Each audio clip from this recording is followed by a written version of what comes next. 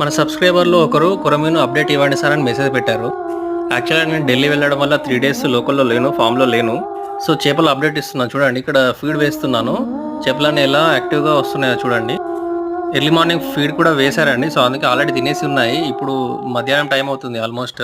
సుమారు 11 అవుతుంది. నేను మధ్యాహ్నం వచ్చాను. చేపలు ఏ విధంగా ఉన్నాయో చూడడానికి. ఫీడ్ వేస్తున్నాను. అయినా గానీ యాక్టివ్‌గానే ఉన్నాయి చూడండి. తినడానికి వస్తున్నాయి. ఒక్క చేప కూడా చనిపోలేదండి. ఒకవేళ చేప గనుక చనిపోతే వాటర్ పైన తేలుతుంది. సో, పాండంతా తిరిగి చూడాలి రోజు. చేప ఏదైనా చనిపోయి ఉంటే వాటర్‌లో తేలుతుంది. దాన్ని వెంటనే మనం వాటర్ నుంచి వేలు చేయాలండి. లేకపోతే వాటర్ డ్యామేజ్ అవుతాయి. చేపలు చిన్నగా ఉన్నప్పుడు రోజుకు 3 సార్లు ఫీడ్ వేస్తే చాలా మంచిదండి. మార్నింగ్ అండ్ ఈవినింగ్ ఎక్కువేయాలి. ఆఫ్టర్‌నూన్ కొంచెం తక్కువేయాలి. ఈవినింగ్ కూడా ఎప్పుడైనా 4, 5 లోపే మనం ఫీడ్ వేసేయాలండి. అంతేగాని టైం లేదని చెప్పేసి ఈవినింగ్ 7, 8 ఆ విధంగా వేయకూడదు. మార్నింగ్ కూడా 9 లోపు వేసేసి ఆఫ్టర్‌నూన్ 12, 1 మధ్యలో వేస్తే చాలా బాగుంటుందండి. డైలీ ఒకే టైం ఫాలో అవ్వడం వల్ల ఫిష్ కూడా ఈజీగా అట్రాక్ట్ అవుతుంది. కొరమీను ఫార్మింగ్ గురించి